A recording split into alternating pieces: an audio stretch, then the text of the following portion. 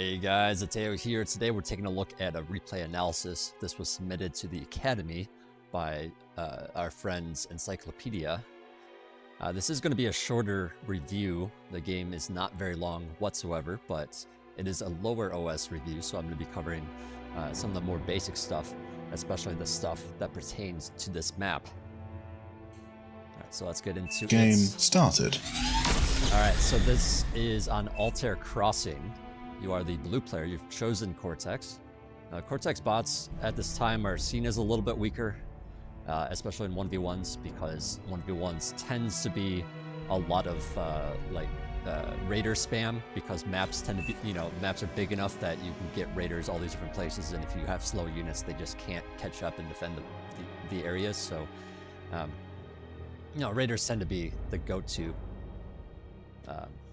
And on this map is only an 8x8, I believe. Yeah, 8x8. It's been around for a while. But one thing to note, so there's two things to talk about here already. And I'll just pause the game really quick so we can talk about that, knowing that it's a shorter replay here. You open with two mexes, that's good. You built on, so typically it'd be 2 wind turbines, and then a third mex, a third wind turbine, and then your lab. What you're actually looking for is around 65 energy per second for a bot lab, around 85 per second for a vehicle lab. And once this starts building, I'll show you at the top here, we'll see that it's around 85. It's actually around 85 right now, building this mex. So it just kind of shows you what you need. And so when you build 4 wind turbines here, you're actually just overflowing a lot of it, and you can't spend it fast enough because you do not have enough build power to spend it. Even though your commander has 300 build power, it's still not enough to spend it. So that's why you want to get your lab pretty fast so that you can start spending a little bit more quickly. And on this map, wind is also very, very strong.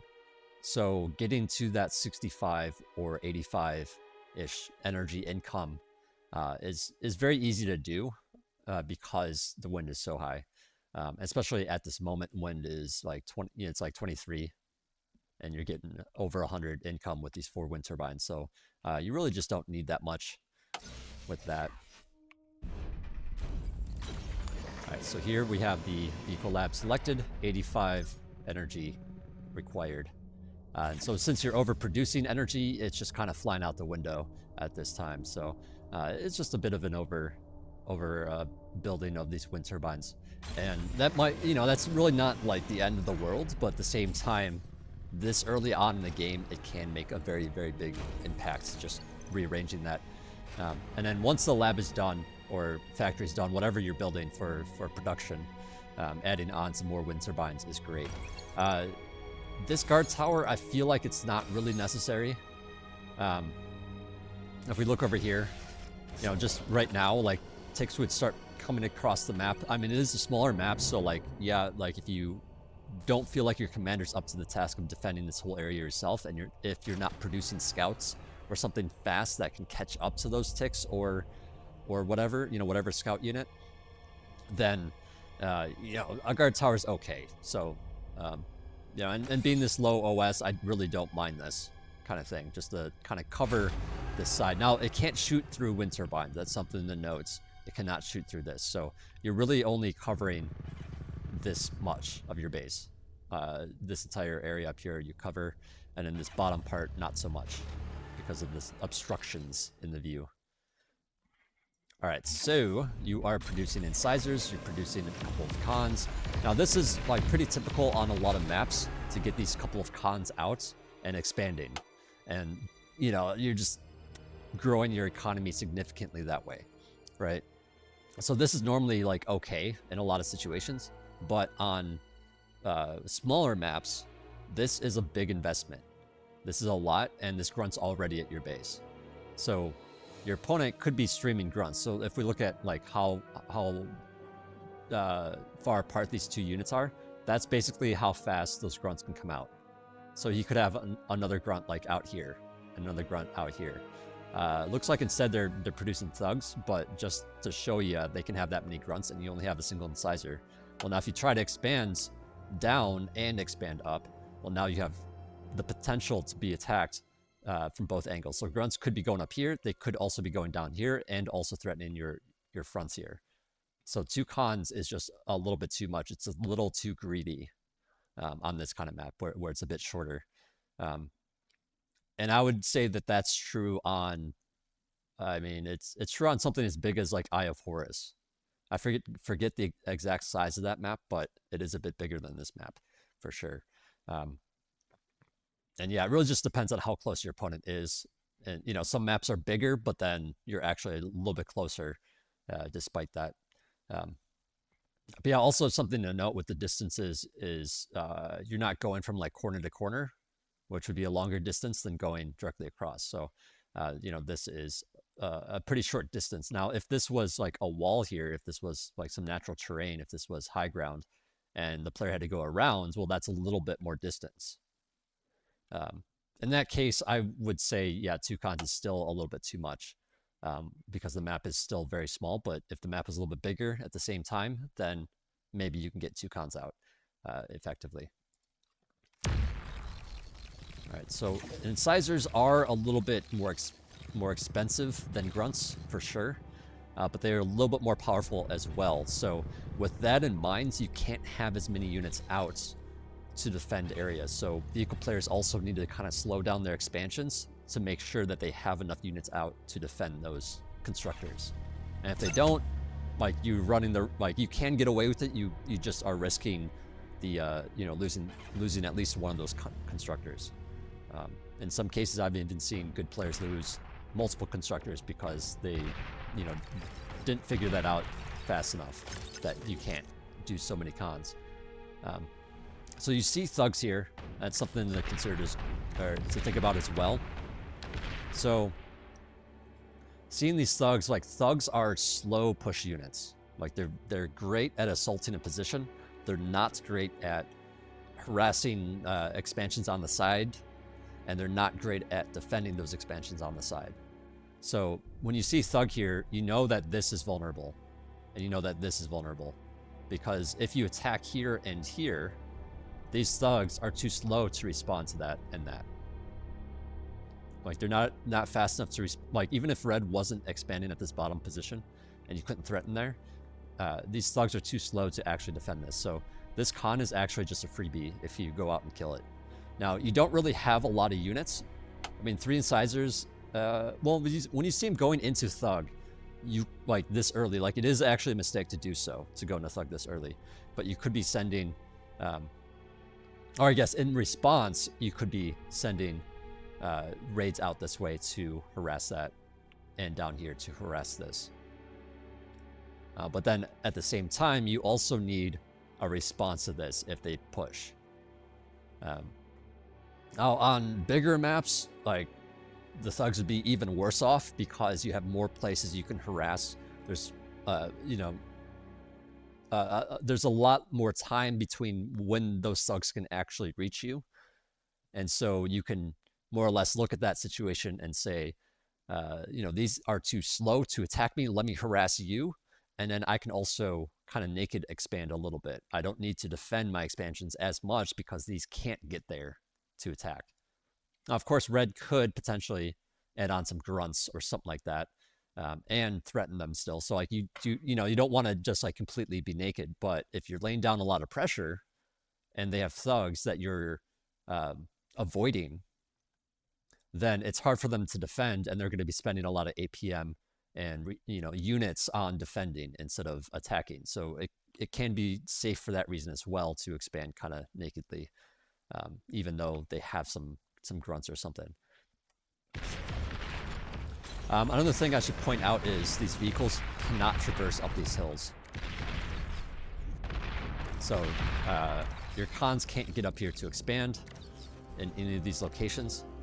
You know, same thing at the bottom, obviously. So it's a little bit rougher for vehicles on this map. You pair that with the idea that there's these rocks that have some metal in them. Having that bit of metal is nice to have as well. So having an early res bot out to reclaim some of that metal can help jumpstart your economy to help jumpstart how many units you have out here. So you could actually have more thugs, or sorry, more incisors out here with that. All right, so let's talk about fighting a little bit. Now, I know players don't always have the APM to deal with stuff to like move their units around and stuff. That in a way is a little bit less important than making sure your base is good, but your base is good. So I will talk about this a bit. All right, well, there's a couple things I want to talk about here, but so when you attack something like these thugs, if you like, okay, so if you have incisors and they have thugs, you have the speed on your side. Those incisors are significantly faster than the thugs, which basically means, if you're ever surprised, like if these thugs just, like if you have your incisors parked here and the thugs just kind of show up in this area and you see them and they start attacking you, you have the choice to just run away, to just get out of there. Maybe it sounds a little cowardly in a way, but or maybe you don't have the APM for it. But ideally, you don't want to take a bad trade when possible, and this is certainly what this is doing. You want to kind of overwhelm the force, especially when it's a big, powerful unit like these thugs. You want to just have the numbers on your side, essentially. Let's take a look around a little bit. So, okay. Excuse me. So this is a huge mistake right now, these exploiters. So exploiters are quite expensive early on, and this is actually hurting you in a very, very big way. So the exploiter costs 240 metal, 1,900 energy, versus a regular mex that's only 50 metal and 500 energy. So you're paying significantly more. If we're just looking at the metal cost, and these are 2.0 mexes, right? So you're getting 2 metal income per mex or exploiter. So basically, you pay for that metal with a regular mex in 25 seconds, right? Because 50 divided by the 2 that you're getting income is 25. Well, you're not paying for an exploiter until 2 minutes. That's 120 seconds. Plus, the huge like energy cost of it. So you're actually like paying a lot for something that you're not actually using at the moment because nothing's threatening this. So this is kind of a big expenditure. Instead, it's better to spend on units and make sure that you just have something over nearby to deal with it, or have radar nearby to see what's coming towards it so that you can send units down to respond. And that way you have this mobile force to deal with stuff. And you can, if your opponent pushes you through the center, you can move your units to the center to deal with it. Or if they push you at the bottom, you can move your units down there. And so you're using the same units regardless. Whereas if you build defenses here, you can't move that defense up here to defend. So it's a cost that's being sunk into a particular location. And in some cases, that's great. Some cases you really want that because, for example, build an LLT and then all of a sudden, like scouts can't really touch this area unless there's like a whole lot of scouts. So that's why you typically see a lot of LLTs at expansions and things like that. But yeah, this double exploiter here, very, very expensive this early on. Whereas an LLT is only 90. So if you include that with the price of the metal extractor, that's 140, which is still significantly less than the exploiter. And I would argue this early on, you don't really want to build LLTs if you can help it. Now, if they have scouts going around, like it's pretty typical for scouts to be around, like, yeah, build the mexes, then build an LLT. And before that the mexes are done or whatever, just be mindful of what is potentially going down and threatening that position. And the way you do that is by having radar. So you don't want your expansions to be outside of radar, like ever. So typically you'll see a lot of players just build a radar at their base, and your first few expansions are close enough typically that you can see stuff coming ahead of time. So if we put a radar here, the radar coverage goes we'll include the blocked radar a little bit. So, you know, you'd have radar of this location up to around there. So this entire area, basically, you'd have radar coverage of just by having one in your base. And then as you expand, as you move out with your constructors, say, you know, the map continues on downward and you're taking this expansion, say there's more mexes that you're trying to grab down here. If you have this radar, I would say before you leave your radar area with your constructor, you want another radar. And if you get in the habit of doing this, you kind of build this sense of like how big that radar range is. And then you can, you don't have to think about like, oh, is it going to be outside of range or not? You just kind of, you know, every so often put down a radar. So yeah, I would put maybe even a second one down here eventually, just so that you have some more intel going on, because that would bring you out to here, which, you know, this little bit of extra information is, I mean, it's not terribly huge, but it is helpful. You could potentially position the radar even further forward. It's like something like here or so, but on this map, you know, there's this high ground that blocks it, so like it's not terribly useful.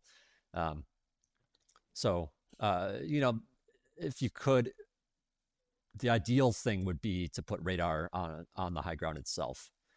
Personally, I like to move my commander up to this position at some points, or actually, sorry, I should probably do this. All right, I like to push my commander up here because you can build the mechs from here, build a radar, and build an LLT with just your commander. And then the things down here have a harder time hitting the LLT because it's on the high ground, and it can just kind of freely shoot at the stuff down below. So it's kind of helpful just to have that on the high ground as well. And it also protects things trying to run up and attack it. I'll sometimes even put down multiple LLTs here just to be annoying for, you know, any grunts or pawns moving through here. Yeah. So, okay. Oh yeah, this is the other thing I want to talk about. So, well, I guess I can let this roll. I'm actually going to turn down the speed because I know that this ends soon. So with these sugs coming in, what should the response be?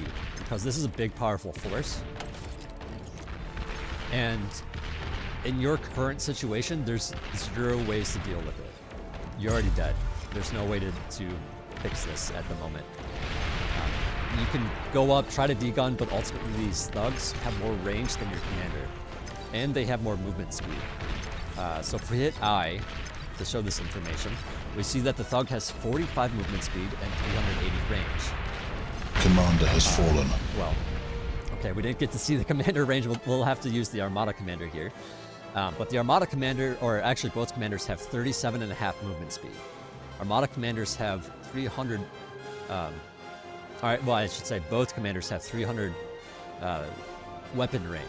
And then the D-gun range is 262.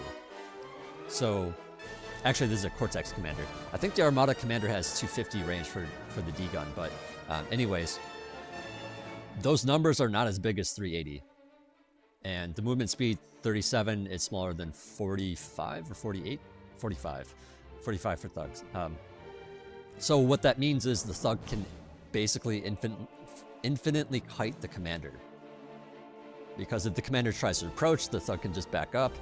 And meanwhile, the thug is attacking the entire time because they have more range. So they can just, like, a commander can just lose to one thug.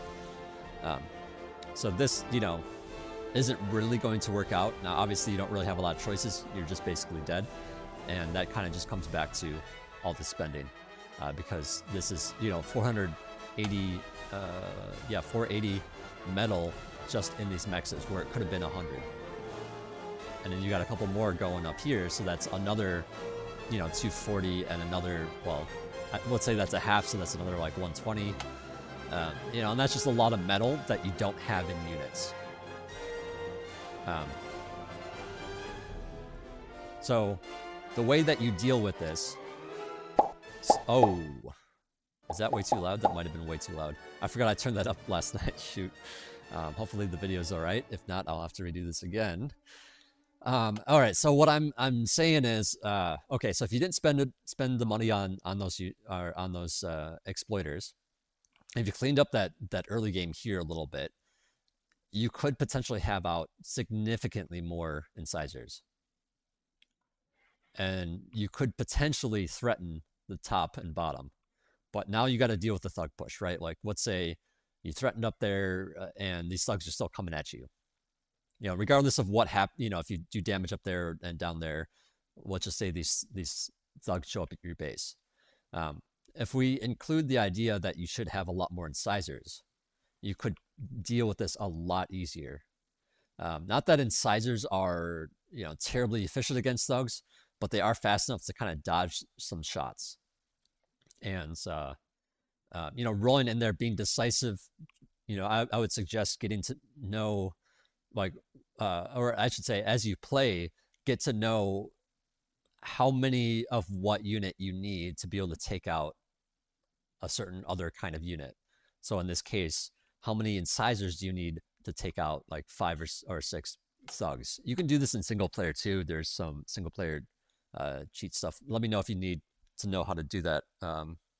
You're a contributor, so I kind of assume that you know how to do that, but maybe not. I'm not sure. There is a thread about it in the bar guides within the main Discord, so you can look for it there. Otherwise, I can link it for you or whatever. But basically, you can just have a lot more incisors, and that will deal with this a lot better. Another thing that you can try to do is try to use cloak to your advantage, since the commander has cloak. Now, cloak costs 100 energy per second if you're stationary, 1,000 if you're moving. So, you know, obviously right now in this early stage of the game, you don't have 1,000 energy coming in. So you can't be cloaked and moving. And you really can't even be stationary and cloaked. But let's say you had some extra energy and you could, you know, you just position your commander in a forward position ahead of time and cloak and just sit there. And hopefully that's where like the thugs are moving. Or maybe you know, you'd probably actually want it positioned like up here. But you don't want the thugs to see you. You just want to be somewhere cloaked where they can't see you. Now, commanders that are cloaked will show up on radar, so you have to be mindful of like how close you are to the enemy territory. And which is another good reason why a radar on the high ground positions here is very valuable. But I guess what I'm saying is, in a lot of cases, the commander will be within radar range, and you want to consider that with your position of where you decide to cloak. So like back here or something might be a little bit better, or maybe even closer to your base might be a little bit better, just because if they have radar here, the chances of the commander being seen is a lot less. But yeah, basically, you know, you cloak, you sit there, you wait for the thugs. When they get really close, you know, you decloak and start degunning the place. And obviously you kind of need energy to degun as well, since it costs 500 energy, and that's really not a thing that you can easily do this early on, especially when you're already spending on cloak. But just as something to throw it out there for future cases, in case it wasn't something you were considering. Another thing that you can do, I think I was seeing you like trying to produce some pounders. Pounders are not a great unit choice here either, because they have lower range. The thug can outrange them, so and they're slow enough that they can't catch up to the thug. So it's kind of the same thing as the commander, where they can just be infinitely kited. So what should, you know, in terms of units, what should you have? I mean, honestly, this early on, incisors are really the only thing you can do. But this kind of comes down to the idea that you want vehicle, and vehicles take a little bit more time to build up, and that gives your opponent time to build those thugs, time to you know, push them forward and whatnot. And the map's small enough so that it can actually get to you pretty quickly, and so that can be a big hurt if you're not putting down pressure in the like top and bottom spots, like I was saying before. But let's say this was a mid-game situation and the thugs are rolling in. I mean, incisors can still work depending on how many thugs there are. You know, pounders can be useful, but it's sort of like your opponent will more likely just kind of walk away from them. Medium tanks can be good, but I don't think they're quite as power dense as the thugs because they kind of spend some of the cost that they have towards speed instead of towards damage. They have a lot of hit points, they have a lot of speed, but they don't have a lot of damage, and some of their shots can miss depending on micro and whatnot too. So there's all that to consider. So it is just kind of a tricky situation, and we don't oftentimes see a lot of thugs in 1v1s because they're so slow and it's so easy to harass elsewhere. But on this map, being so small, thugs are a little bit better. They can get into your face a lot faster, and so you kind of need to be a little bit faster to harass different locations. And that's somewhat of a more advanced thing to talk about in some sense. Like it's, but on this map, it's kind of completely necessary to do that. And if you don't, this just kind of happens, and you get kind of strong-armed into a loss. Anyways, I think that pretty much covers it. I know I kind of dragged on a little bit about certain things, but I wanted to make sure I hammered in some of these points pretty clearly.